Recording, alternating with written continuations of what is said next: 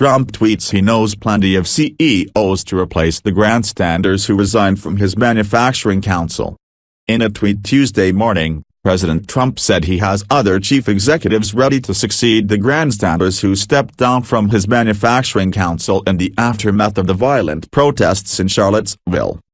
For every CEO that drops out of the manufacturing council, I have many to take their place, the president tweeted. Grandstanders should not have gone on jobs. The tweet follows the high-profile departures Monday of Merck CEO Kenneth C. Frazier, Under Armour CEO Kevin Plank and Intel CEO Brian Krzanich from the president's Manufacturing Jobs Initiative, formed in January. After Trump's tweet Tuesday, Scott Paul, the president of the nonpartisan organization Alliance for American Manufacturing, who was also a member of the council, said he would be leaving, too. I'm resigning from the Manufacturing Jobs Initiative because it's the right thing for me to do, Paul wrote in a tweet. The resignations follow an outcry over Trump's initial response to the protests led by white supremacist groups that turned violent in Charlottesville over the weekend. Many critics questioned why Trump had not, in his initial response, explicitly named neo-Nazi,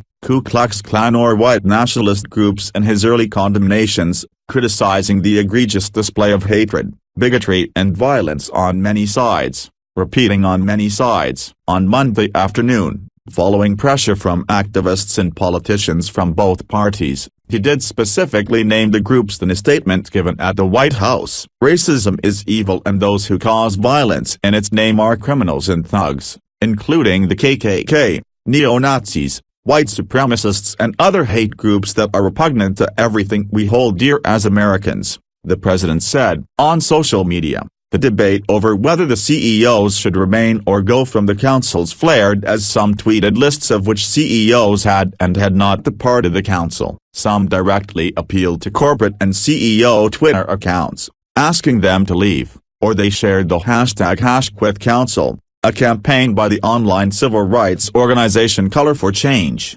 Before his Tuesday tweet, Trump had fired back at Frazier and the pharmaceutical giant twice Monday, but had not posted messages to Twitter that directly responded to the decisions by Plank or Krzanich. Less than an hour after Merck tweeted a statement from Frazier announcing his departure, Trump wrote that the pharmaceutical executive would now have more time to lower rip-off drug prices.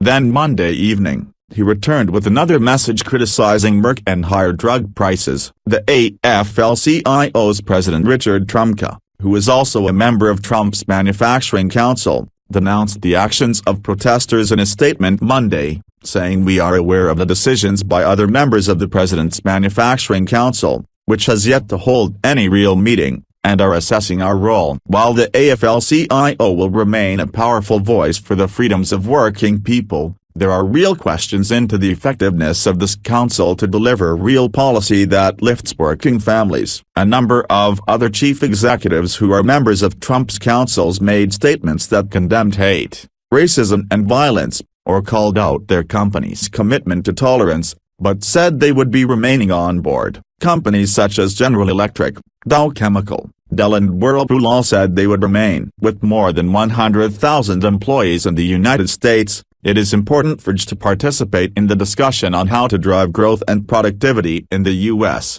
Chairman Jeffrey R. Immelt said in a statement. Those who decided to depart gave different reasons for doing so. Frazier cited a matter of personal conscience, noting he felt a responsibility to take a stand against intolerance and extremism.